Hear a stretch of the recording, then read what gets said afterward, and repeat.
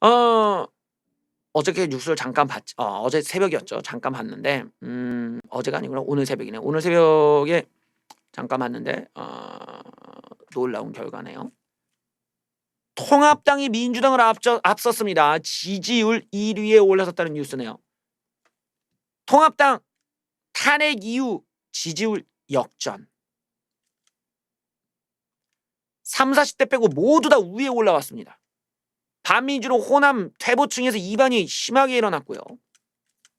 문재앙도 내림세가 계속된다.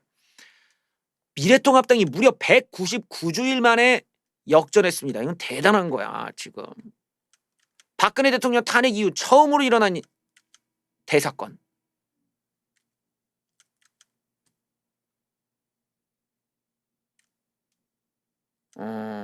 대사건. 약 4년 만에 반민주당이 밀려났습니다.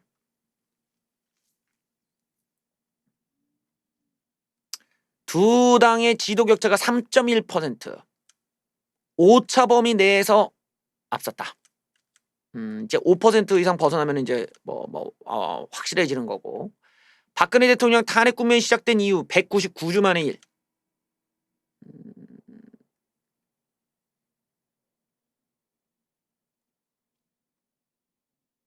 호남에서 50% 붕괴된 반민주당, 40%만 민주당을 지지하는 상황.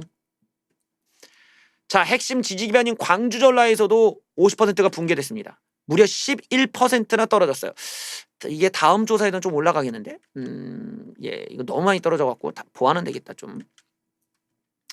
자, 서울시에선 통합당이 4% 올랐다. 반민주당은 떨어졌다. 통합당은 서울을 비롯해 전국에서 전주보다 지지율이 올랐다. 대구, 경북, 부산, 울산, 경남, 세종, 충청도까지 다 올랐다. 반민주당이 앞선 건 고작 호남, 경기, 인천, 제주밖에 없다. 그것도 지금 떨어졌어요. 자, 통합당은 50대, 20대에서 상승세. 그다음에 반민주당은 70대와 50대에서 낙폭이 컸다. 유심히 볼 필요가 있겠네요. 20대가 지금 통합당을 지지를 많이 하고 있다는 거야. 거침없는 미들 킥으로 중도층을 흡수한 통합당. 미친 듯이 오르고 있어요. 예, 남성은 통합당을 더 지지하고 여성은 민주당을 지지하면 그 간극은 별 차이가 없었고 남성이 통합당을 지지하는 건 더 높은 반면에 여성은 비슷비슷해요. 둘 다. 그다음에 퇴보 성향의 지지를 흡수한 통합당. 근데 보수 성향에선 떨어졌지만, 근데 이거 뭐 퇴보 성향에서 떨어진 건 민주당도 비슷하기 때문에 통합당이랑 그 각자 성향에서 떨어진 건 비슷한데 퇴보 성향 사람들이 지금 통합당으로 이전하고 있다라고 하는 흥미로운 대목이네요. 중도층에서 통합당은 2% 상승, 예, 민주당은 하락. 정부 여당이 부동산 정책에 대한 여론이 악화된 가운데 통합당은 윤희숙의 발언, 호남 수해 복구, 선제적 4차 추경 경제 재개기, 정강촌의 5.18 등등 삽입 등등으로 중도층을 겨냥한 거침없는 미들킥 효과가 생겼다. 문재인은 계속 떨어지는 중. 흥미로운 대목입니다. 이게 지금 통합당의 역전이라는 내용은 강경 친박, 강경 박사모 성향이 있는 분들한테는 굉장히 불편한 내용이에요. 굉장히 그 자기 모순적일 수 있는데 우파라는 관점에서 보면 문재인 괴뢰 정부의 지지율이 떨어졌다. 더치랜드님 감사합니다. 이것도 안 돼 지금. 내가 보니까 이게 딱 보여 지금. 이 깐이 안 돼 이거. Hallo, guten Abend. Ich komme aus Deutschland. Ich liebe Südkorea, aber ich mag gar nicht Nordkorea. Sie sind ganz schall. 야, 예. 시스베스 여기 예. 이게 W가 이제 비발 예. 감사합니다. 이거는 아무래도 좀 그 강경 친박 성향의 우파분들에게는 굉장히 좀 불편할 수 있겠죠. 그 분들은 지금 불편할 수밖에 없어요. 그러다 보니까 이게 티가 난다는 거야. 박사모적 사고를 갖고 있냐 아니냐가 여기서 나오는 거지. 그러니까 결론적으로 보면은 좌파를 이기고 정권 교체를 원하는 입장에서는 어쨌든 문재인이 망하고 민주당이 떨어진다라는 거는 굉장히 즐겁게 받아들이는 거예요. 근데 이제 강경 박사모들의 입장은 그렇지가 않죠. 저 뉴스는 굉장히 불편할 수밖에 없어. 민주당이 지지율이 오른 것보다 더 불편해.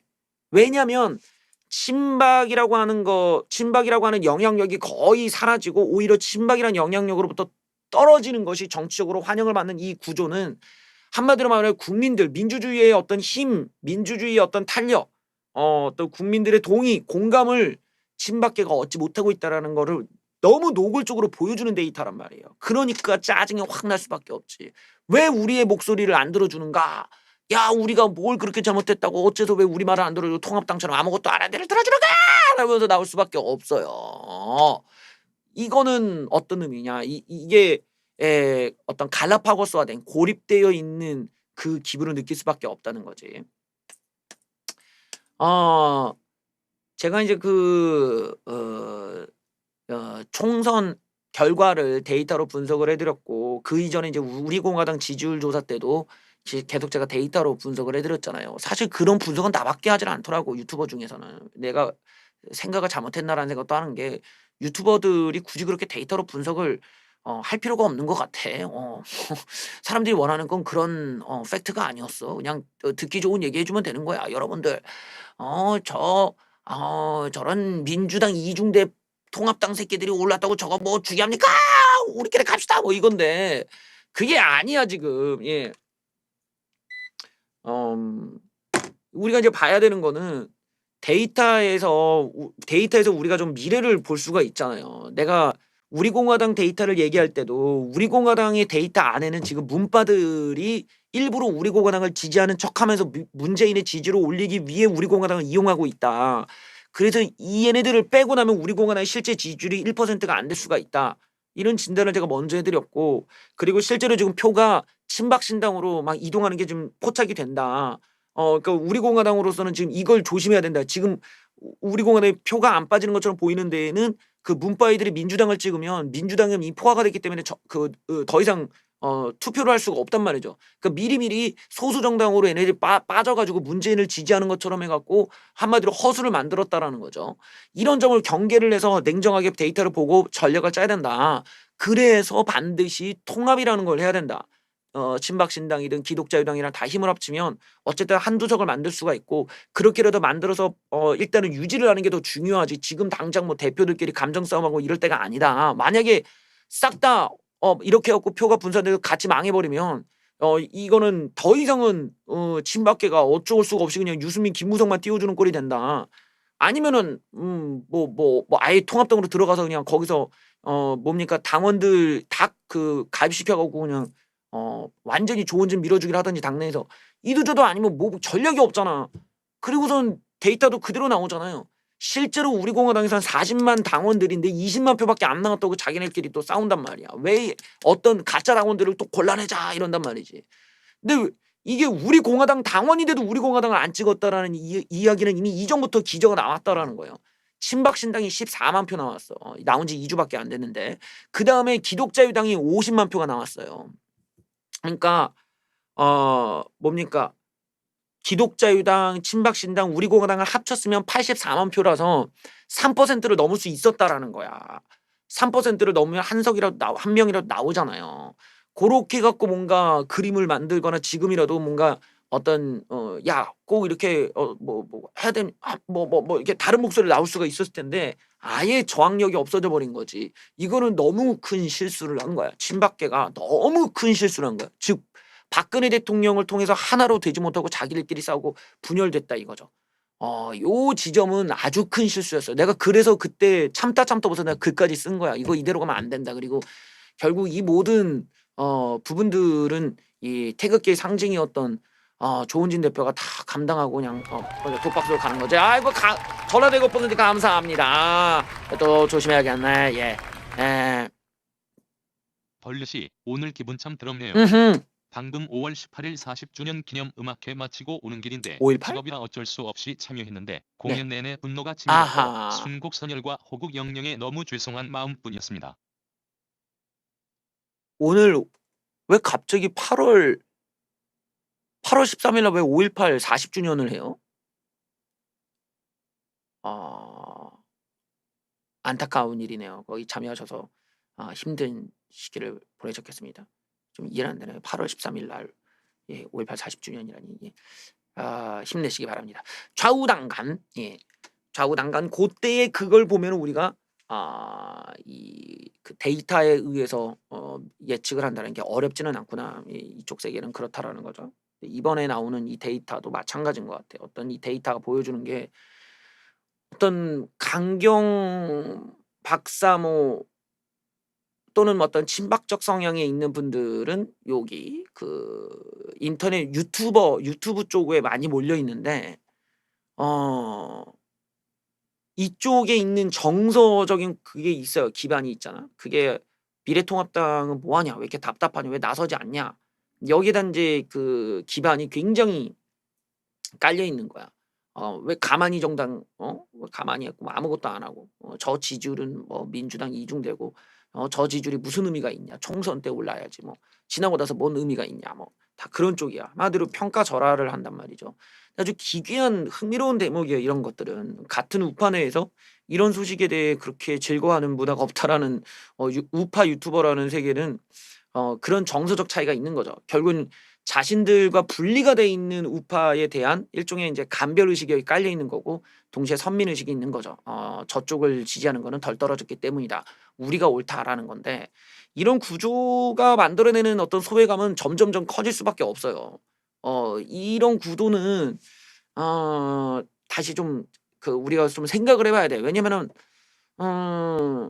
뭔가 이쪽의 목소리가 옳다고 하더라도 그것이 왜 대중화가 못 되거나 대중 친화적이지 못했는가를 생각해 볼 필요는 있다는 거예요. 이쪽이 옳다면은 이쪽의 이야기도 어느 정도 우리가 살려서 통합당이 됐든 아니면 또 다른 신당이 됐든 뭐가 전달이 돼야 되는데 하지를 못하는 거지. 그럼 왜 그러느냐? 이게 이제 상업적인 유튜브와 만났기 때문이죠. 그냥 이쪽 바닥이 그냥 돈을 추구하는 거야. 냉정해. 돈을 추구하다 보니까 흔히 말해서 지금 장화 신고 저거 하는 정치인들보다도 더 쇼로 보이는 거예요. 그냥 이게 문제라는 거죠. 이걸 인지를 못하니까 계속 그 어떤 국민과의 공감대에 실패하는 거거든요. 진짜 이제는 그 쇼를 하더라도 이제 뭔가 희생하는 쇼가 필요하다는 거야. 내가 그냥 다 내려놓겠다. 내가 뭔가 뭐 다 공개를 하겠다. 또 내가 뭐 내려가서 뭘 하겠다. 그래서 내가 제안한 게 이제 봉사라는 건데 그걸 또 통합당이 또 먼저 선빵을 쳐버렸네. 좌우당간 뭔가 이쪽에서 추구하는 방식이 기존의 방식으로 계속 간다라는 것이 전혀 효용성이 없고 성과가 없다 보니까 자꾸 엉뚱하게 지금 결과가 나온단 말이에요. 나는 그게 조금 안타까운 거지. 같은 우파 유튜버인데 이쪽 세계가 더 잘 돼야 되는데 오히려 반대로 가. 여기서 말하는 것과 지금 현실에서 나타나는 양태가 반대로 간다는 건 이쪽에 어떤 분석력이나 판단력에 분명히 문제가 있다는 거거든. 근데 그게 자기네들이 문제가 아니다. 저거는 외부 세계가 문제고 조작이고 통합당이 문제 이래 버리면 누가 그런 말을 들어주겠어. 누가 보더라도 그건 그냥 박사모지. 그러니까 그런 사고보다는 야 지금 이걸 좀 냉정하게 보자. 우리가 우리의 미래를 어떻게 만들 것이냐. 우리가 지금 나라가 어디로 가고 있는 거냐. 왜 좌클릭 하는데 쟤네들이 저렇게 지지율이 올랐냐. 우리가 대체 뭘 잘못했길래 우리가 어떤 이미지를 외부에서 우리를 어떻게 바라보길래라는 이야기가 나와야 된다는 거죠. 이런 점에서 우리가 어떤 걸 개선해 가야 되는지를 좀 고민해 봐야 된다는 겁니다. 그런 것들을 못하면 결론적으로 또 뭐 어떻게 보면 정치 얘기를 한다라는 게 할 거리가 없어져. 박근혜 대통령 얘기를 계속 그걸 하든지 아니면 뭐 그냥 미래통합당 욕을 한다든지 이랬는데 미래통합당 욕을 하다 보면 어느 순간은 뭐 좌파들과 거의 똑같아 버리잖아. 이도 저도 아니야. 그 뭘 위해서 뭘 가지고 얘기를 할 거야. 그래 뭘 가지고 얘기할 거리가 없어진단 말이죠. 소재에 이제 제한을 걸린다라는 거죠. 이런 점들은 그러니까 뭐 다룰 수 있는 소재가 점점 없어지니 또 엉뚱한 소재를 이제 가버리는 거지. 이런 것들이 이제 자연스러울 수밖에 필연적일 수밖에 없는데 그것들이 점점 비정치화 또는 우파와는 무관한 어떤 무언가로 빠져나갈 수밖에 없거나 혹은 새로운 음모론을 만들어서 제기하는 것밖에는 이제 없다라는 겁니다. 네, 이게 이런 게 이제 어떤 그 박사모의 고립이라는 것과 무관하지 않은 현상이기 때문에 생각을 해봐야 될 것이고 또 하나는 난 그렇게 봐요. 박근혜 대통령은 괜찮은 정치인이었잖아요. 그래도 우리가 굉장히 박근혜 정부 때 즐거웠고 또 살기 좋았고 이런 내용들이 있단 말이지. 근데 박근혜 대통령이 만들었던 정치적 업적과 박사모들에 대한 사람들의 인식은 굉장한 괴리가 있는 거야. 어 이게 마치 내가 언젠가 얘기한 것처럼 빠가 까를 만든다고 선진적이고 좀 더 괜찮은 그런 어떤 팬이었다면 스타도 같이 올라가는 거예요. 근데 팬들이 빠돌이 빠순이급이면은 수준이 미달되면 그 스타가 욕을 먹어. 욕을 먹다 그냥 끝난다고 그냥 다. 그래서 관리가 필요한 거야. 절제가 필요한데 박근혜 대통령은 지금 잘못된 이 빠돌이 문화 때문에 박근혜 대통령이 지금 욕을 먹는 거예요. 내가 말했듯이 박근혜 대통령이 좀 조롱글이나 박근혜 대통령에 대한 비난글들이 올라오는 것이 지금 좌빨들이 하는 게 아니라니까. 물론 좌빨도 섞여 있지만 좌빨들 보다는 박사모들의 반감을 느끼고 있는 다른 우파이들이 하는 거예요. 물론 거긴 친이계들의 목적도 있지만 걔네들 입장에서는 까면 뭐 이명박이나 박근혜든 다 깔 수 있어. 근데 친이계 빠돌이들은 그러진 않는데 이상하게 박사모들만 유독 우파 감별을 한단 말이죠.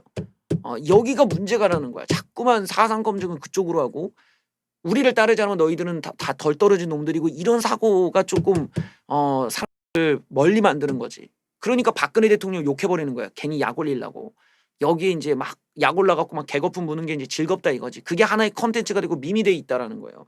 이런 점을 좀 경계할 필요가 있어.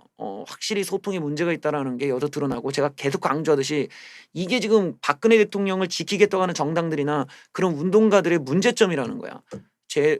어떤 건전한 토론이나 팩트를 기반으로 한 논리적인 이런 태도들 또는 좀 어떻게 보면 좀 위로 올라갈수록 겸손해지거나 좀 품위를 갖추거나 이런 구조가 아니라 또 자기 반성이라든지 이런 게 전혀 없는 전형적인 운동권 사고거든요.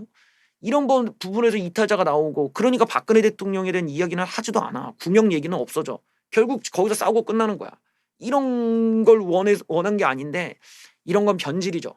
다시 우리가 세팅을 다시 해볼 필요가 있다. 태극기 정신에 대한 거나 박근혜 대통령을 구명 활동에 대한 거나 우리가 앞으로 어떤 강경 우파지만 강경하다고 해서 꼭 사람들의 눈살을 찌푸리는 게 아니라 여기에서도 옳은 소리가 나오고 여기서도 국민들과의 공감대가 형성될 수 있다라고 하는 그런 건전한 아젠다의 제시, 방법론의 제시를 진지하게 이제 생각할 때가 됐다라는 거예요. 이게 통합당의 이런 역적 문제가 그거를 그냥 깔아내리고 야 저 별거 아니고 뭐 의미 없다 이런 게 아니고 의미 없는 거는 지금 결국에 의미가 없어진 이 어떤 친박적 성향들에 대한 고민들이 오히려 더 의미가 없어진 거죠.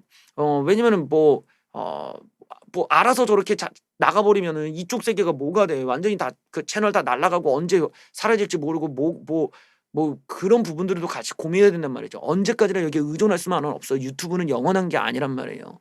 그런 점도 우리가 함께 고민해 본다면 지금 돌아가는 걸 보면은 박근혜 대통령에 대한 어떤 그동안 억울한 거나 이런 걸 풀어줄 수 있는 가능성은 점점 줄어드는 거지. 거기에 대한 부분들은 이쪽 세계에서 맨날 자기들끼리 싸우던 그런 분열된 그런 박사모들이나 어떤 친박적 성향 내부의 분열 문제가 또 큰 원인이다. 그리고 그 안에서 외부 사람들에 대해서는 간별짓을 하고 내부끼리는 분열을 한 이 두 가지 요소를 제어하지 못한 그런 절제력의 상실이 이 결과를 만든 것이다라고 봐야겠죠. 결국 둘 중에 하나는 둘 다 지금 우리가 지양해야 되는 거야.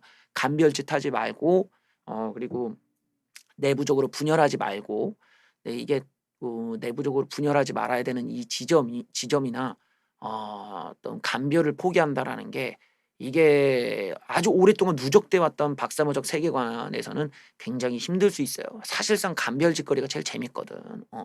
뭐 우리가 우파 유튜버가 이제까지 그래왔잖아. 간별이라는 그 기준을 가지고 끝없이 누군가를 재단하는 재미로 살아왔지. 그런 거는 그렇게 큰 지식이 필요 없잖아요. 너 뭐 친중이네 아니네 뭐 이런 거라든지 뭐 야 얘는 뭐 과거에 박근혜 대통령 욕했다 아니다 뭐 이런 거라든지 뭐 얘는 뭐 탄핵에 반대하는 찬성한 애라든지 뭐 이런 것들은 간별하기 딱 좋거든. 근데 우파라고 하는 범우파의 어떤 이념이라는 거는 사실 그런 것과 무관한 거거든. 그거는 어떤 인물을 대하는 우리의 태도와 뭐 어떤 사실을 접근하거나 법치를 대하는 과정에 대한 문제겠지만 그거 하나로 우판이 아니냐를 구별할 수 있을 정도는 또 별개의 문제인데 이런 것들이 이제 3년을 채워왔던 거죠. 그러다 보니 서로 합치지 못하는 오해만 남았다.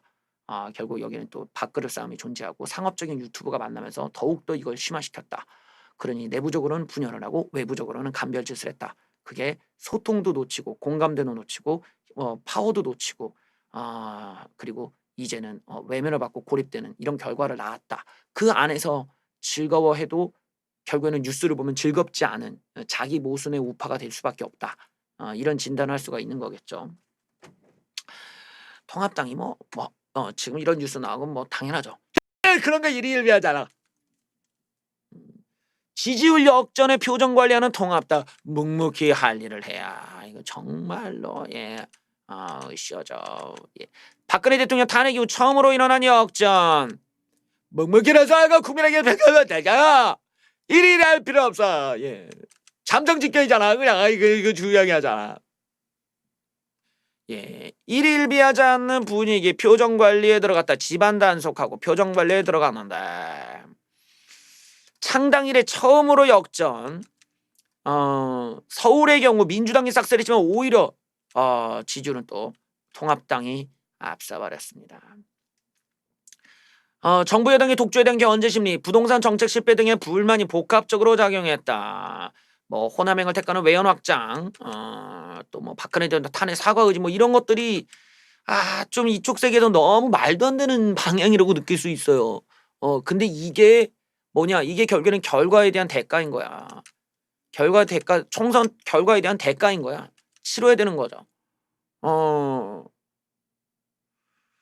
비호감을 줄이고 변화의 모멘텀으로 삼는 계기가 됐다. 통합당이 잘해야 된다라면서 뭐 우리가 스토리텔링을 만들겠다 뭐 이건데 총선 결과 데이터가 내가 다시 강조해서 말씀드리지만 지역구에서 240만 표, 50만 표로 졌잖아요. 통합당이 별로 큰 차이는 아니야. 근데 240만 표가 이쪽 그 강경 우파 쪽의 표를 다 합쳐봤자 안 나온다는 거야. 240만 표는 말했듯이 뭡니까 비례 쪽을 가지고 얘기를 해도 84만 표야. 많이 나왔을 때. 다 합쳤을 때. 근데 그것도 다 합쳐지지가 않아. 막 그 미래통합당을 민주당보다 더 욕하고 뭐 절대 안 찍겠다 뭐 이런 사람들 다 빼면은 뭐 한 40만 표가 될까 말까 할 거 아닙니까? 그러면 지금 필요한 표는 200만 표, 240만 표인데 지금 이쪽에 강경 우파한테 통합당이 얻을 수 있는 표가 40만 표가 안 된다라는 거예요. 그러니까 이쪽에서 잘 보여봤자 소용이 없는 거라고. 왜 맨날 뭐 미래통합당 욕하는데 미래통합당이 잘해줄 뭐가 있겠어? 차라리 관심 없는 쪽이 낫지. 근데 저희 그 국민의당 표 라든지 뭐 저쪽 중도표라고 해서 정치를 잘 모르는 쪽에서는 240만 표는 충분히 갖고 올 수 있다는 계산을 하는 거죠. 강경 쪽에서는 갖고 올 수 있는 게 한계가 40만 표가 맥시멈이면 저쪽은 뭐 무한대지 알파 플러스 알파가 존재하니까 가자 이거예요. 그냥 결과가 말해주잖아. 데이터가 어쩔 수 없어. 세상 만사가 데이터에 의해서 가는 거지 뭐. 그러니까 총선 결과를 딱 보면 우리한테 표는 얼마가 지역구에서 얼마 표 하는데 내가 지금 말한 거 80만 표라는 건 비례표예요. 비례표에서 80만 표인데 지역구로 가면 더 처참하잖아. 지역구에 가면 조원진 대표도 12,000표밖에 못 받았어요. 그 나머지 표 다 합쳐봤자 뭐 기독자유당이나 뭐 친박신당이나 우리공화당 지역구표 합쳐봤자 10만 표도 안 돼. 10만 표가 뭐야? 뭐 5만 표도 안 될 것 같은데. 다 합쳐봤자 몇만 표가 안 되는 거야. 근데 지역구에서 필요한 게 지금 240만 표야. 비례가 아니라. 지역구에서. 비례는 뭐 통합당이 이겼고. 그 지역구에 240만 표를 갖고 오려면 방법은 강경한 우파 쪽이 아니라 중도라는 계산이 나오는 거야. 수학적 계산이 금방 나오잖아. 이런 거는. 바보가 아닌 이상. 그러면 그냥 클릭하는 거지. 야 가자 그냥 가는 거야. 정권 교체를 목적으로 해서 가고 이제 이쪽에서는 이제 하부 구조에서 사실 또 다른 어떤 강경 우파의 어떤 필요성을 어필하기 위한 이제 여론전과 설득 과정에 이제 들어가야 되는 거죠.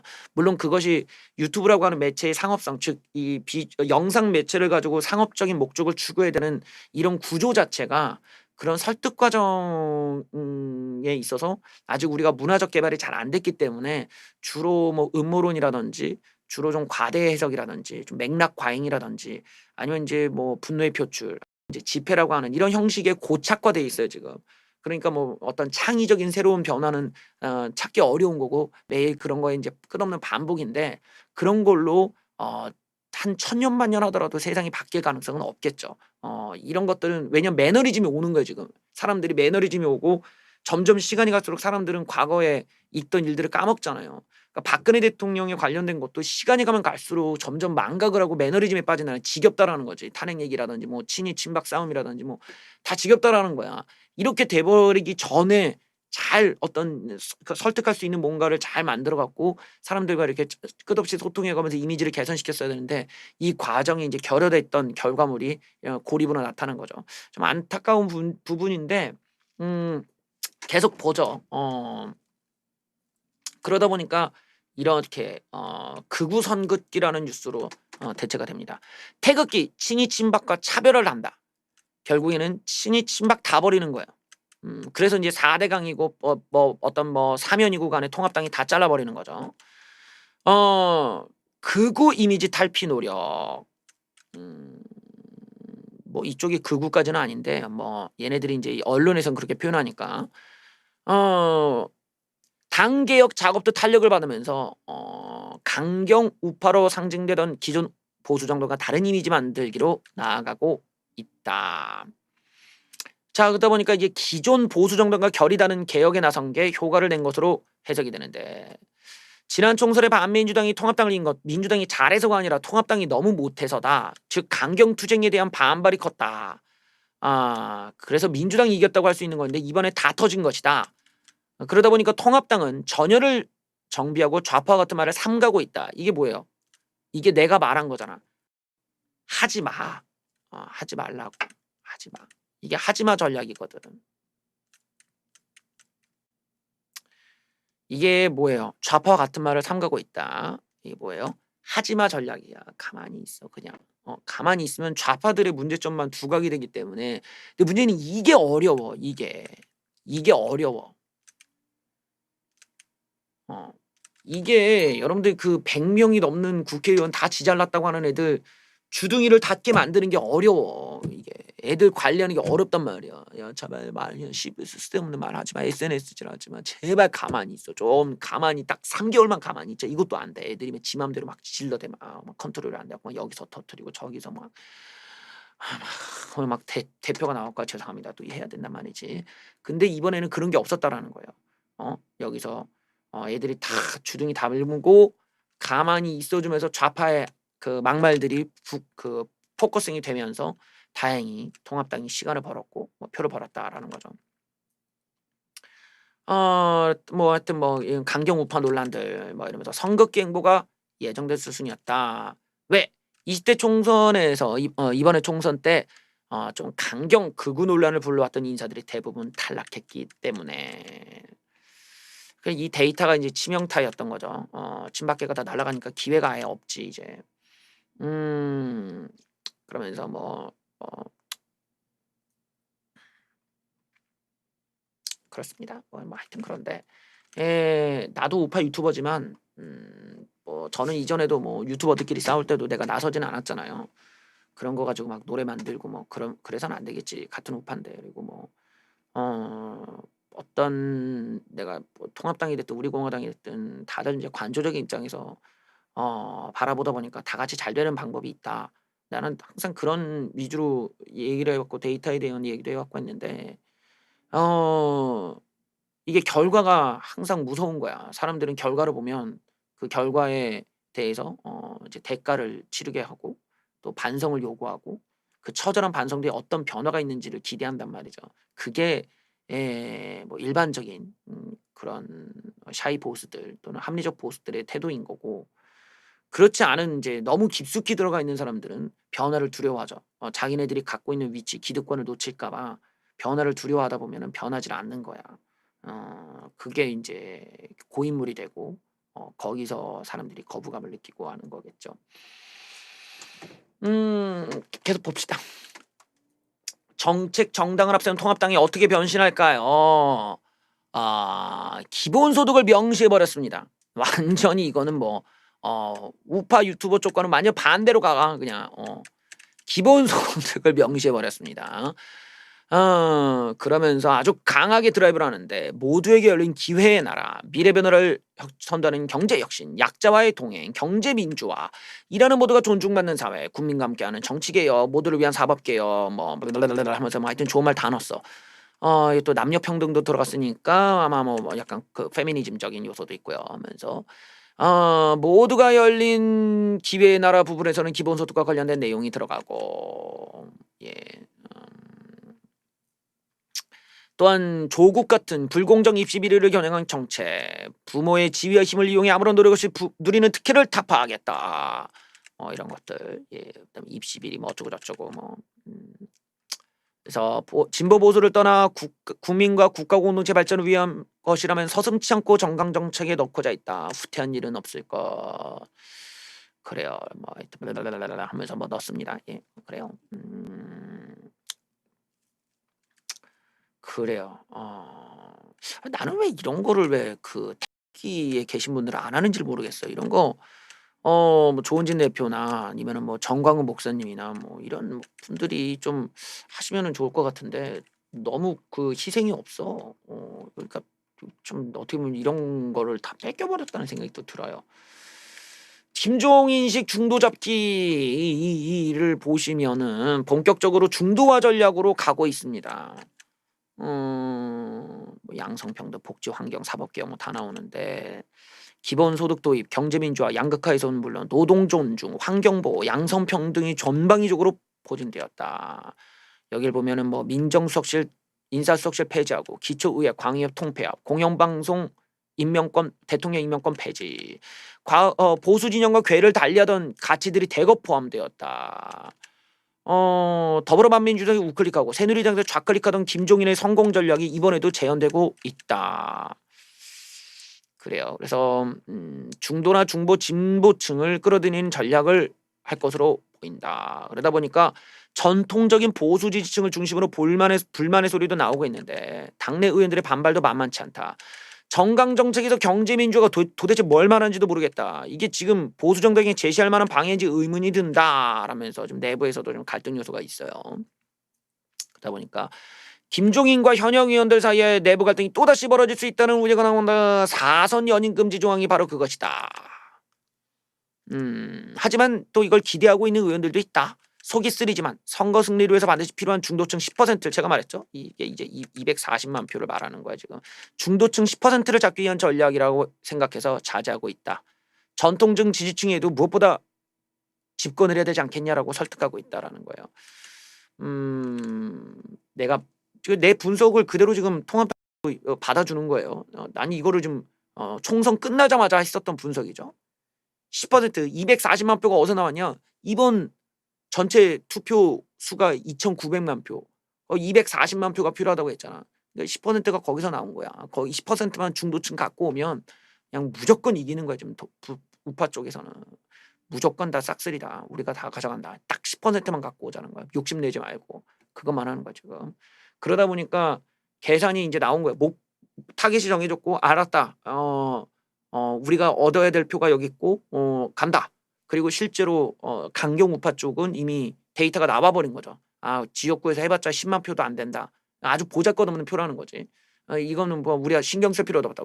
굉장히 긴장을 많이 했는데 봤더니 뚜껑 열어보니까 별것도 아니더라는 거야.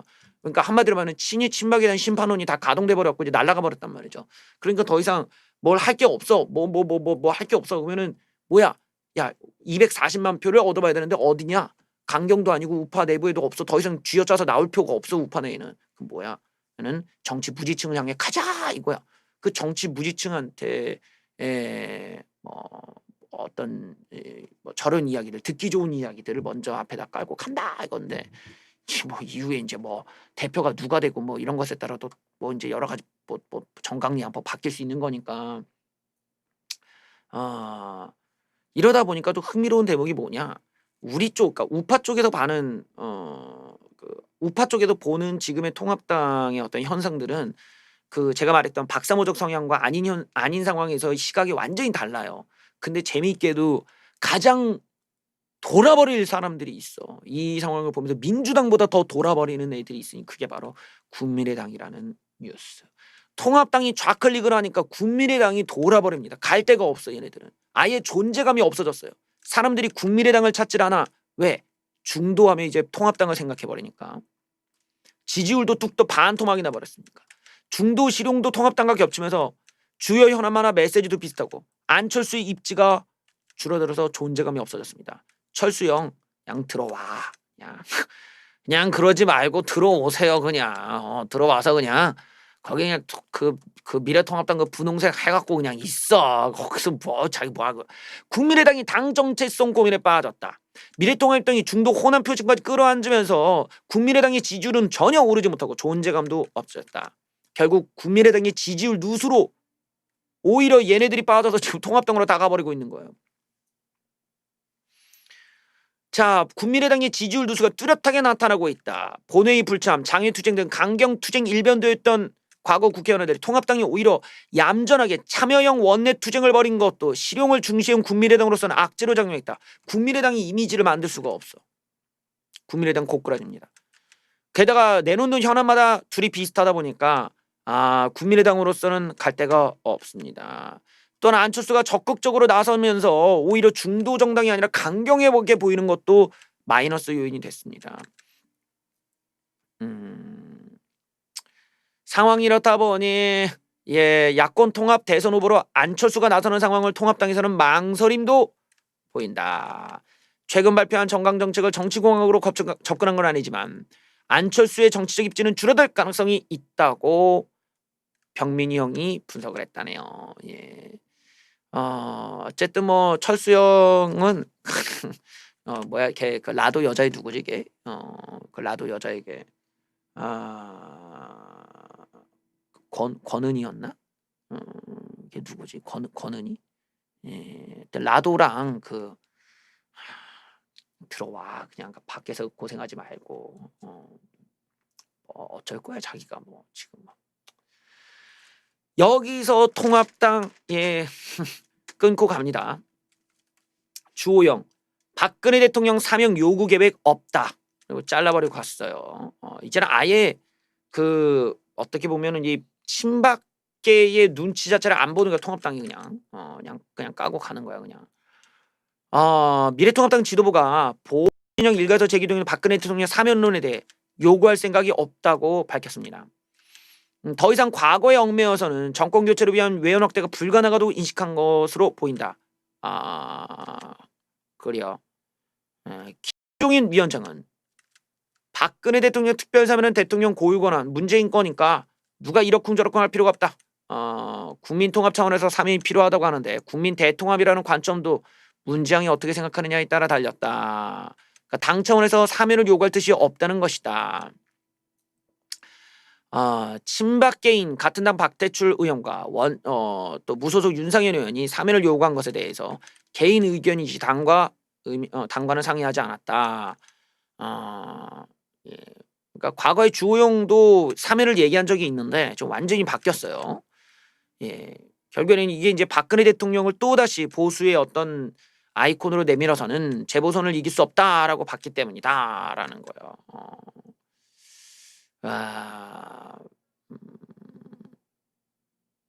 또한 뭐 이 공개 사면 요구가 지지율 상승에 찬물을 끼얹을 수 있다는 판단. 그래요. 뭐 이런 게 이제 참 나도 참 우파 유튜버로서 참 난감해. 근데 지금 이런 이야기를 한 데에는 확실하게 지금 친박계 뭐라고 해야 돼? 어떤 박근혜 대통령을 손절하고 가겠다라는 거야. 그냥 과거와는. 왜냐면 그게 이제 도움이 안 된다 이거지. 통합당 입장에서는 야 우리 좌클릭을 하고 있고 우린 중도야. 그러니까 과거에 그런 거는 쉽게 말하면 이제 우리 공화당한테 가서 얘기하세요야 지금. 탄핵 사과 꺼낸 통합당 왜 지금이 적기인가? 탄핵 문제에 대해서 당 차원의 공식 사과에 나설 예정 미래통합당 3년이 넘도록 이 문제를 명확하게 넘기지 못하다 보니까 아예 공식 사과하고 끝내겠다라는 거예요. 왜 이 시기인가? 이거는 총선을 얼마 남기지 않은 시점에서 우여곡절 끝에 보수통합이 이루어졌지만 불완전성을 함유하고 있었다.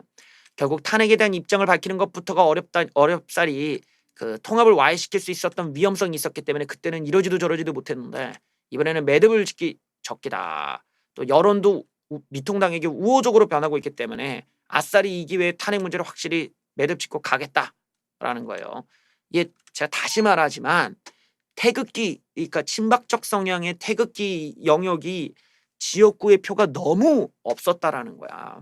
조원진 대표도 12,000표밖에 없었고 다른 후보들 다 합쳐봤자 이게 뭐 5만 표도 안 되는 아주 작았다라는 거, 너무 작았다라는 거지.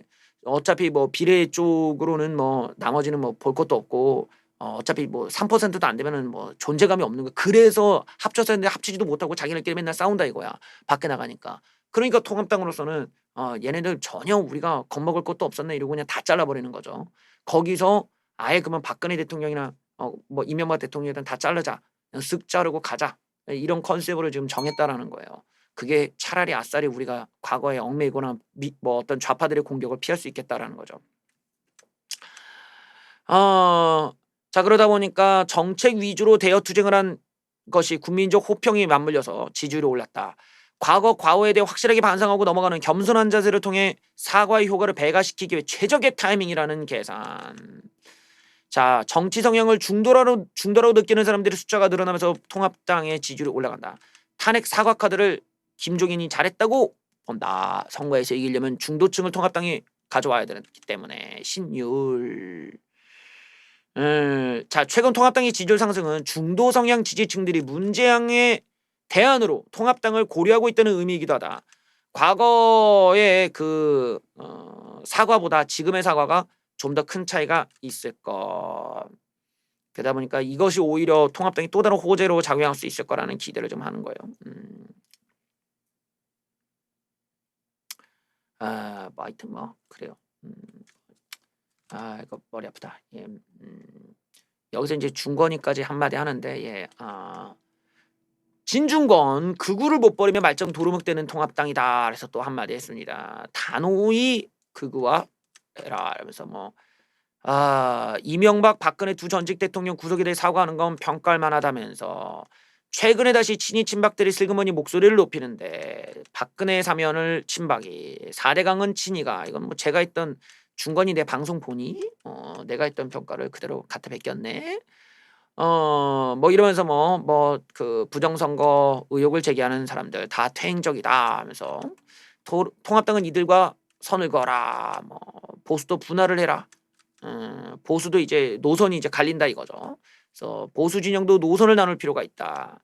탄핵 무효 외치는 친박, 건국절 재정의 뉴라이트, 개표 조작을 하는 뭐 부정선거 음모 그 의혹 제기자들 이 사람들 모두 우리 공화당으로 보내고 그래라. 예, 그 얘기예요. 예. 볼빵 깐 꼰대님 감사합니다. 정선상 그럼 제가 이걸 해야 되네. 잠시만요. 감독 우리 사모님께서 예.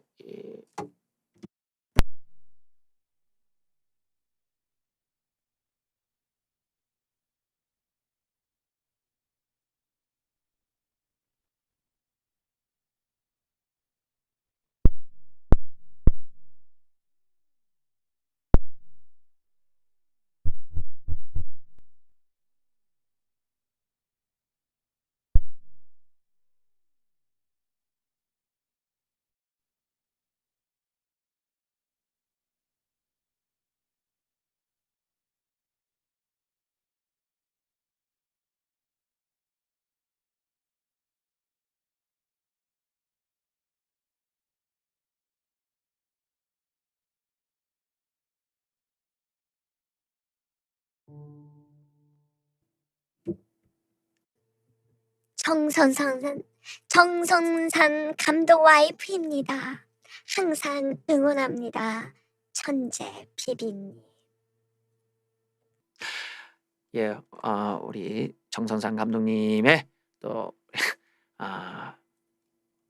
우리 어머님께서 이렇게 하셨습니다. 목소리가 고우시네요. 예, 감사합니다. 또 이 누추한 곳에 이렇게 와주시고 더 열심히 음악을 만들도록 하겠습니다. 우리 탈북 단체분들에 대한 핍박, 압박이 많은데 힘내시고 예, 응원합니다. 이거 하다가 좀 뻑이 났어. 예. 하여튼 지금 흥미로운 건 이렇게 이제 지금 우파 진영이 노선이 마치 PDNL처럼 우파도 나뉘어 간다라면서 바뀌게 될 것을 얘기하고 있는 것 같아요. 그래요. 이러면서 또 중권이가 또 이제 문지양도 깠어요. 친문 일색의 민주당 곧 망한 거다라면서 더불어반민주당에 대해서 친문 일색으로 몰락해 가고 있다. 노무현한테 받은 반사광으로 지금 버티고 있지만 그것도 오래가지 못할 것. 자, 통합당이 역전했다는 뉴스를 보면서 반민주당은 이제 시스템이 망가졌다. 가장 큰 민주당의 문제는 친문 일색으로 당이 변해서 저런 위기 상황에서 친문과 대적해 당의 혁신에 나설 세력 자체가 없다는 데 있다. 새누리당은 친박 외에 친이라도 있었지만 민주당에는 친문 외에는 세력이랄 만한 존재가 없다. 예, 대선 주자들마저 친문에게 눈도장 받느라 아부하게 바쁘니 차기를 중심으로 당 혁신하는 것도 어려워 보이고 자기 수정 능력을 완전히 잃어버린 민주당. 정청래는 각하 지지율이 고공행진을 하고 있고 레임덕이라는 것들은 모두 언론 탓이옵니다 라고 하는 것부터가 이미 현실 감각을 잃어버린 것. 당 밖의 비판에라도 귀를 기울여야 되는데 쓴소리하는 사람들은 토착외고로 낮은 지켜 양념치를 당하니 감히 입도 못 열고 또한 지식인이라는 자들이 한자리에 앉아있거나 지저분한 유착관계를 맺고 있어 지적도 못한다. 진로 수정도 안 된다. 반민주당은 계속 저렇게 갈 것. 뭐 이러면서 반민주당에 대해서도 한 저주를 해주었네요. 뭐 잘했다 준 거나. 퇴보 인사도 보수와 다를 게 없다던 집 두 채 배신감. 결국에는 이 부동산 문제가 이렇게 만들었다고 할 수 있는데 정치적 올바름을 얘기했던 퇴보 진영이 그것에 발목을 잡혔다. 집 두 채를 가지고 있는 것이 표면화되었고 자기네들이 다주택자를 욕하다가 자기네들이 다주택자라는 사실에 그 믿음이 와장창 깨지면서 이탈을 하고 있다라는 거예요. 국정농단 사태 이후 4년 만에 역전된 것에 대해 지지율이 전문가들은 부동산 정책 실패라지만 동시에 2030 세대가 청약 로또에 좌절하고 징벌적 과세에 대해서 중장년층들이 모두 다 지금 배신감을 느끼며 다 떠났습니다. 그래놓고 지들은 두 채씩 가졌고 자, 집 가진 사람은 과세 때문에 기분이 나쁘고 집을 안 가진 사람은 기회가 없어지니 불만이 높은 것. 2030 세대가 청약 제도를 활용하지 못하게 된 상황이 대표적이다. 아파트를 갖고 있으면 언젠가 집값이 오른다는 심리를 정부 여당이 이기지 못하고 있다. 이번 부동산 정책의 옳고 그름을 떠나 집권 여당이 자신의 기준으로 국민의 삶을 예단한다는 것이 민심을 크게 불쾌하게 만들었다. 열심히 살아서 좋은 집을 샀는데 도둑 취급을 받고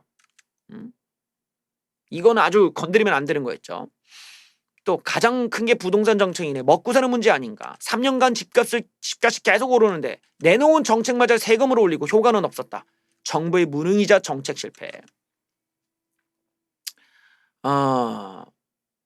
정치는 원래 상대적인 평가를 받는 것이다. 통합당이 잘한 게 아니라 정부 여당이 불만이 너무나 커졌다. 결국에는 지금 보수 정당의 발목을 잡았던 그동안의 어떤 국정농단 사태나 뭐 탄핵의 이미지 뭐 이런 것들보다 이제 먹고 사는 문제에 국민들이 주목하게 되었다. 왜 시간이 지나니까 사람들이 망각을 하는 거예요. 이제는 먹고 사는 문제가 중요해진 거야. 과거에 대통령에 대한 이런 평가 문제가 아니라. 그러다 보니 여당이 과거 여당이 실패에 기대서 계속 가기보다는 이제 한계 왔다라는 거죠. 중도층이 과거에 국정농단 사태로 빠졌거나 지지를 바꿨던 이들이 야, 얘네 둘이 별 차이가 없네라는 식으로 입장이 바뀌기 시작했다. 그리고 자신들에게 얘기했던 공정정의 등에 대한 것들이 이게 이제 민주당의 모순으로 혼란을 겪게 되면서 바뀌었다는 거죠. 결국 정치적 올바름을 얘기했던 퇴보 진영이 바로 그것에 발목을 잡혔다. 정의 공정 역시 절대적인 게 아니라 상대적인 부분도 있는데 여당은 절대적인 기준으로만 얘기해오고 지들은 집 두 채를 가진 것이 표면화되면서 이게 얼마나 위선적이고 거짓말하는 놈들인가가 수면 위로 올라오게 됐고 쌓였던 인식상 믿음이 깨져버렸다. 창피해서 통합당을 지지 못하겠다는 부동층의 경우 양당을 둘러싼 명분격차가 사라졌다. 결국에는 세금을 더 물리지 않고 부동산을 도둑으로 취급하지 않는 쪽으로 민심이 옮긴 것, 그게 통합당이 얻어냈던 거다. 아, 그래요. 과연 앞으로 이걸 얼마나 통합당 유지하는지도 중요하겠죠. 검사 쪽 얘기를 해보죠. 이번에 그 법무부에서 어떤 발표를 냈어요. 근데 검찰이 엄청 반발을 했습니다. 그러자 법무부 과장이 사과하는 일이 있었어요. 흥미롭죠? 자, 직제 개편안이라는 걸 추미애가 내놨는데 검사들이 폭발을 하자 법무부 과장이 사과하는 일이 있었습니다. 아, 우리가 모르던 사이 이런 일이 몰래 이루어졌어요. 이게 무슨 말이냐? 자, 이걸 바로 이게 형사 직제 개편안이라는 걸 내밀었는데 이게 뭐냐면 형사부를 공판 준비형 검사질로 개편하겠다. 그래서 공판부 기능을 강화한다. 뭐 이런 거였는데 이 내용을 보고 지금 그 한 부장검사가 조잡한 보고서로 일선 검사들의 시간을 낭비하게 하고 엄청난 스트레스에 시달리게 하고 검찰 업무 시스템 변화를 깐 글을 올리는 거예요. 이거를 그런 식으로 개편하게 되면 공판부 검사 업무와 어떤 차이가 있느냐? 뭐 수사를 해야 되는데 우리 보고 지금 서류 작업이나 하라는 거냐? 이게 인력 문제 때문에 하지도 못했던 건데 개편하는 검사가 만든 거야? 아니면은 어디 뭐 덜 떨어진 그 누구야 그 민변 애들이 만든 거야? 라고 하면서 따진 겁니다. 이게 뭔 데이터 통계로 만든 거냐? 이렇게 막무가내로 막 섞을 거면서 이걸 개혁이라고 위장하려고 하냐? 일선 검찰청 업무를 송두리째 바꾸겠다는 엄청난 안을 갑작스럽게 제시하고 하루 만에 형식적으로 의견 청취한테 시행해버리면 이건 뭐냐? 그래서 막 따진 거예요. 그러니까 법무부 과장이 와서 사과를 했어요. 하지만 검찰 내부의 반발은 쉽게 가라앉지 않고 있다. 저 같은 검사를 일개 검사, 더 나아가서 일개 총장으로 하찮게 보는 건 참을 수 있지만 검사의 업무까지도 일개로 보는 건 도저히 참을 수가 없었다. 비토하는 하늘 가진 어떤 이에게 검사는 마지막 삶의 희망이 될 수 있으면 우리는 중요한 일을 하고 있다. 세심하게 다가가야 된다. 참 그래요. 알고 봤더니 민변이 주도해서 이렇게 엉망이 됐다는 얘기가 나오고 있어요. 검찰 내부에서는 이번 검찰 개혁위가 이게 결국에는 그 민변 애들이 하던 얘기를 마구잡이로 수용해서 이런 문제가 생긴 거 아니냐는 내용이 나온다. 민변 출신의 애들이 주로 모인 법무 검찰 개혁위가 뭐 수사권 배지, 뭐 공안부 검사 대신 형사 공판부를 넣겠다는 말도 안 되는 걸 막 넣었어 그냥. 그러다 보니까 이번 법무부의 사과에 대해서도 그러니까 민변 중심의 애들과 의견을 공유했다면 정말 심각한 문제다. 지금 민변 애들이 다 망치고 있다는 거는 슬픈 이야기네요. 우리가 봐야 되는 게 단순히 통합당의 지지율이 올랐다만 보면 안 돼요. 지금 돌아가는 거는 통합당의 어떤 지지율뿐만 아니라 좌파들에 대한 여론이 호의적이지가 않다는 걸 우리가 주의 깊게 봐야 돼요. 그 중에 하나가 미통당의 지지율인 거고 중요한 건 지금의 그 뉴스플로우의 흐름이라는 게 부동산에 대한 사람들의 거부감이 굉장히 크죠. 부동산 정책 잘못됐다는 여론이 뭐 절반 이상 나가고 동시에 검사, 독재 여기에 대한 게 또 반발이 커요. 이건 독재 잘못됐다. 윤석열을 자르려고 하는 거 잘못됐다. 이런 여론이 일단 깔려 있다라는 거야. 거기에서 좌파들에 대한 저항 의식이 만들어져 있다라는 거죠. 이런 게 지금 민심의 큰 흐름이라는 거죠. 일종의 트렌드가 만들어졌잖아. 또 다른 것도 함께 보시죠. 추미애 탄핵 국민청원 20만 원 넘었습니다. 듣도 보도 못한 이상한 장관. 그래요. 별다른 우파 진영에 뭐 그런 게 없었는데도 알아서 국민들 20만 명이나 추미애에 대한 탄핵을 요구했습니다. 마치 추미애는 대통령 위신과 온 국민을 무시하고 마치 지가 왕이나 된 듯하다. 검사장이나 검찰총장을 거역한 지 명을 거역한다고 하면서 아나무인이라고 막 나간다.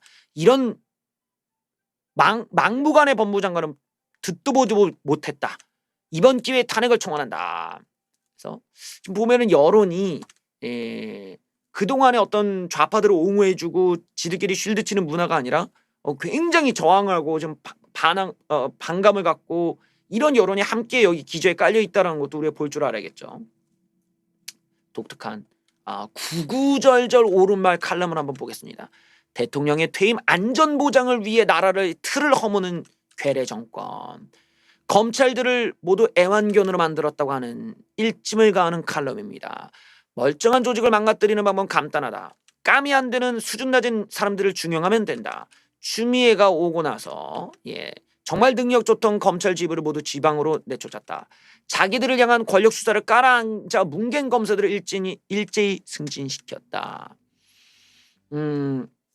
물론 과거에도 지역 편중적인 인사를 해봤지만 하지만 그 중에서도 인류를 썼는데 지금은 과연 뭐한가? 지금은 검사장의 휴대폰을 뺏으려고 소파를 뛰어넘어 덮치는 격투기를 하고 링거를 맞고 누워있는 사진을 공개하는 저질쇼도 하지 않았다.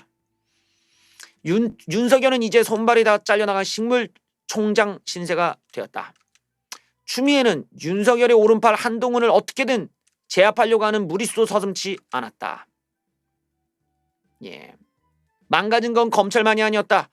대학 캠퍼스에 대통령 풍자 대접으로 붙였다고 청년을 갖다가 건조물 침입죄로 전과자로 만들고 TV 토론에서 거짓말한 여당 대선 주자는 적극성이 없었다는 이유로 면죄부를 받았다.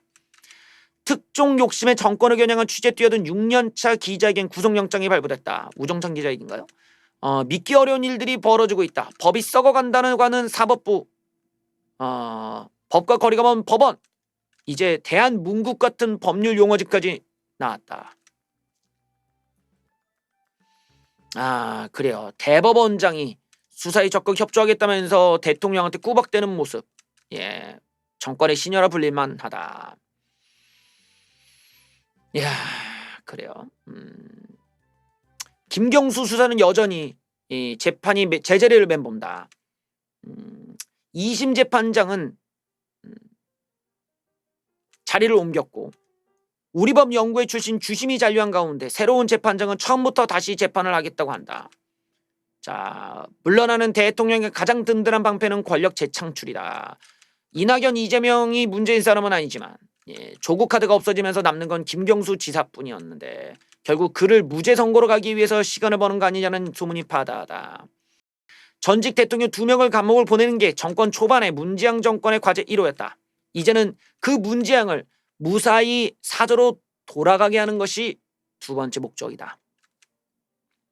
연합훈련 폐지, 한미연합훈련 폐지, 남북 군사합의로 나라 안보는 헌시작 취급한 정권이 문재양의 퇴임 안보를 위해 검찰, 법원, 국회 같은 국가기관을 망가뜨리는 일이 아무렇지 않게 이루어지고 있다.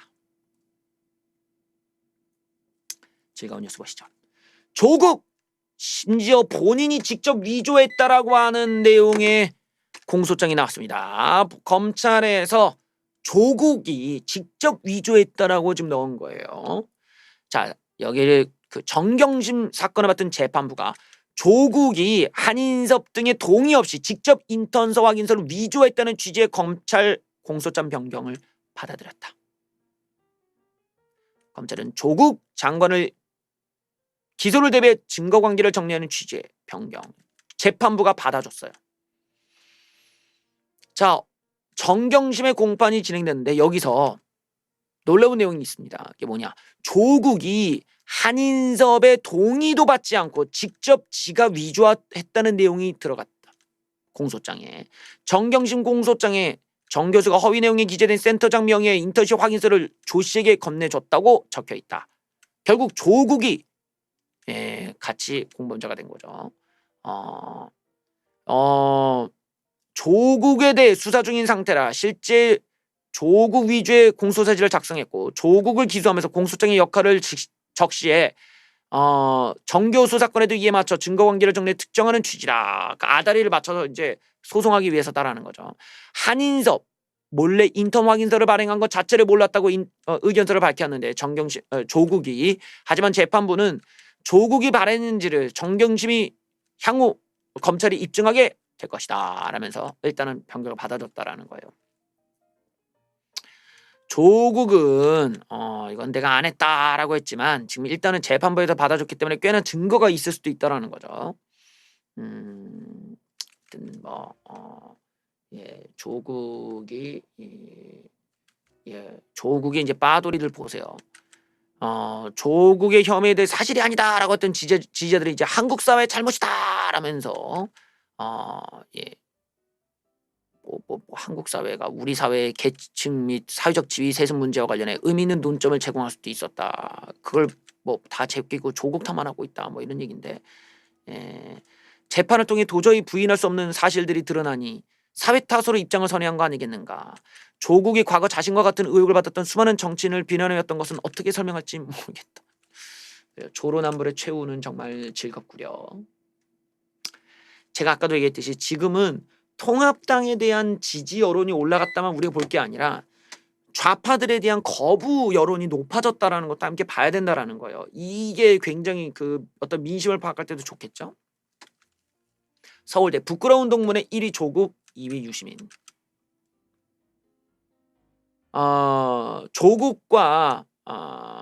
조국이 서울대학교 고려대학교 동문이 뽑은 부끄러운 동문상 1위로 뽑혔다.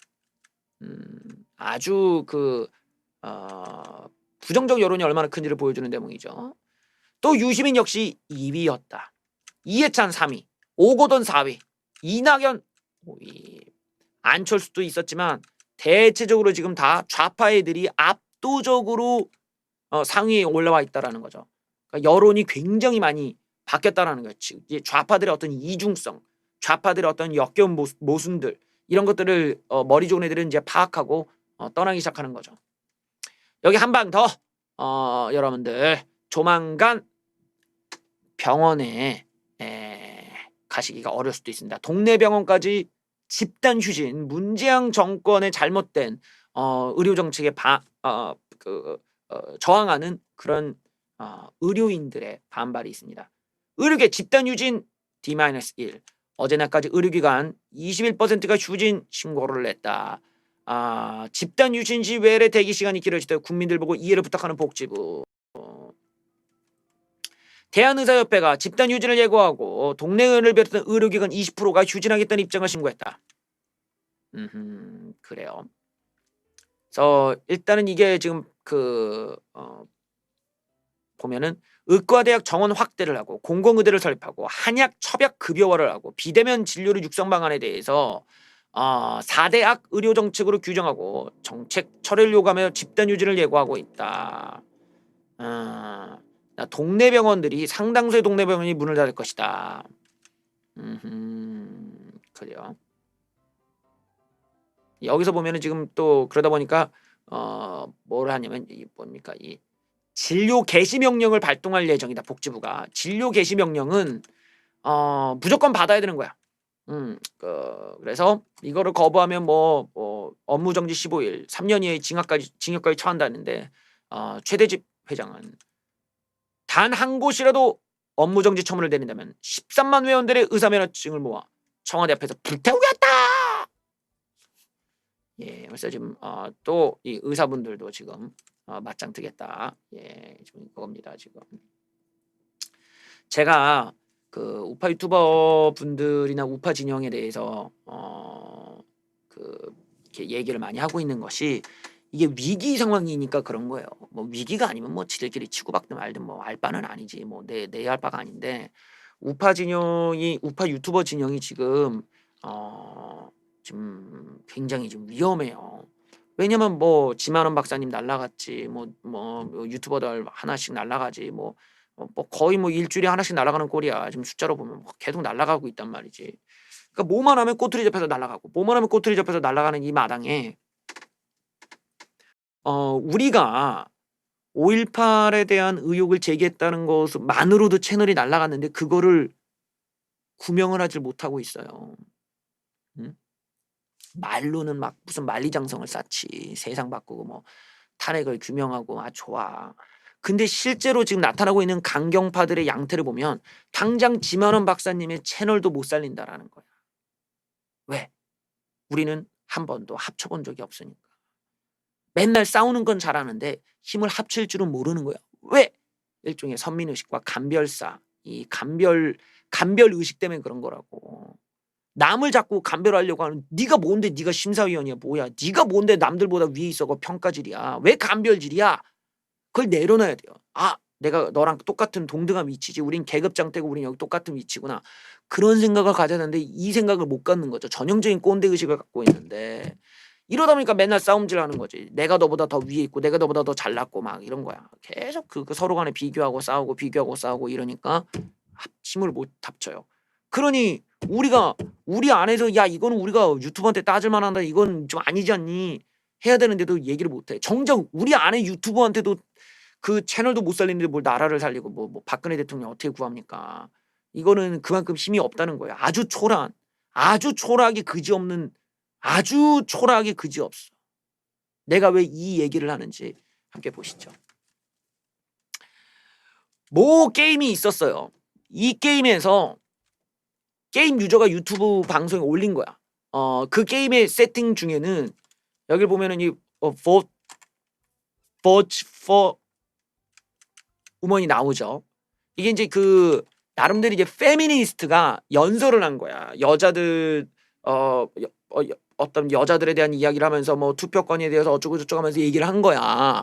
그래서 이 페미니스트가 그 게임 중에서 연설을 하는데 주인공이 이제 뭐 움직일 수가 있어요. 요즘은 워낙 자유도가 높거든 게임이. 그래서 이렇게 지켜보다가 막 말도 걸고 하다가 얘가 그 연설하는 페미니스트를 주먹질을 한 거야. 빡 하고.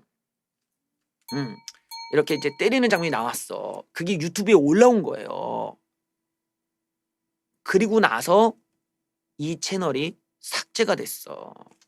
유튜브에서 얘를 가지고 이렇게 이제 삭제가 된 거야. Does not exist 하면서 날아가 버렸어 지금. 그러니까 이게 무슨 말이냐? 게임 내에서 게임 캐릭터가 거기 써 있는 그 컴퓨터 뭐 컴퓨터지, 그냥 컴퓨터 뭐 NPC라고 하잖아. 그냥 서 있는 애가 그냥 연설하는 걸 가지고 때렸는데 그걸 가지고 채널을 날려버린 거야. 이렇게. 그러면은 얼마나 어이가 없어. 그리고 얘가 올린 거예요. 자기가 이제 하소연한 거지. 유튜브가 내 채널을 그냥 없었다. 왜? 내가 여성 NPC, 그러니까 여성 그 로봇 뭐라고 해? 그 가상의 캐릭터를 때렸다는 이유로 이게 말이 되는가? 이게 게임 안에서 내가 수많은 남성들을 가지고 총을 쏘고 어떻게 뭐 했을 때는 유튜버가 건들지도 않다가 단지 여자 캐릭터를 갖다가 주먹질했다는 이유로 내 채널 날렸다 이거야. 이걸 쓴 거야 이렇게. 그리고 어떤 일이 벌어졌냐? 그걸 봤던 수많은 다른 게임 유튜버들이 함께 들고 일어났어요. 예, 함께 그 게임 유튜버들이 이거는 못 참는다 이러고 서로 이 내용을 죄다 트위터에 공유를 시키고 포럼 공유가 되고 항의하는 유튜브에 막 이런 거 보내고 막 난리가 났어. 그래서 다시 되살아났어요. 그리고 채널 삭제해서 단지 이제 연령 제한으로 그 영상은 바뀌었죠. 그래서 채널 is back.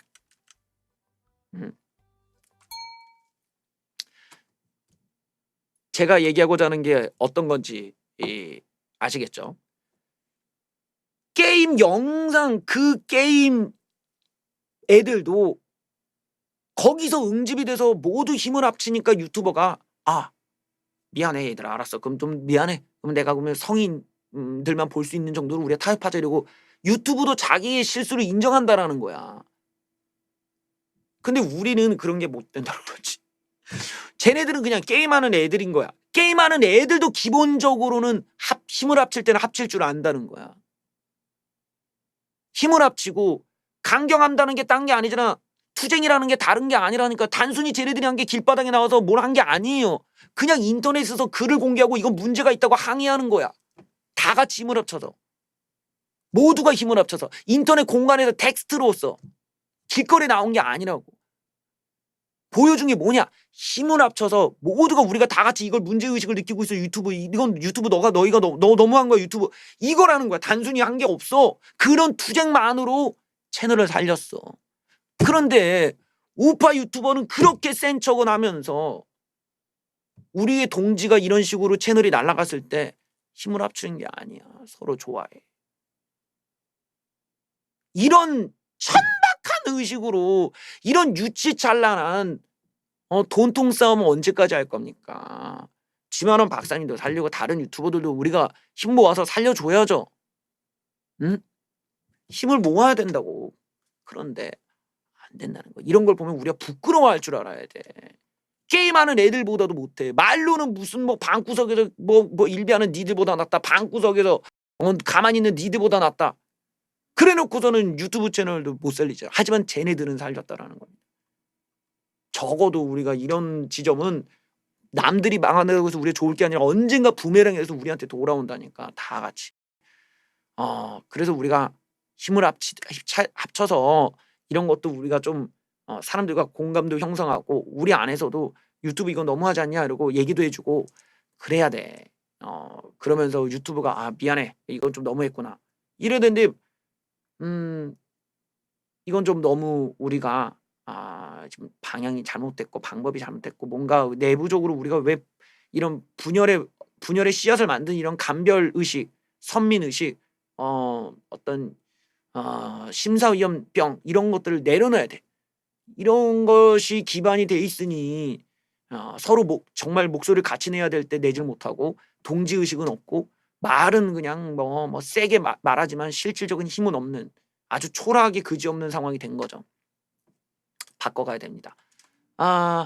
끝으로 제가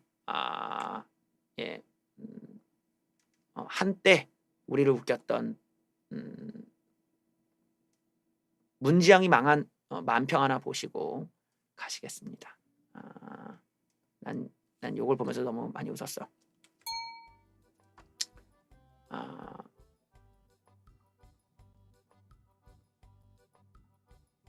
자, 문지양은 지금 부동산을 이렇게 바라보고 있다가 지하실로 내려가고 있는 거지요.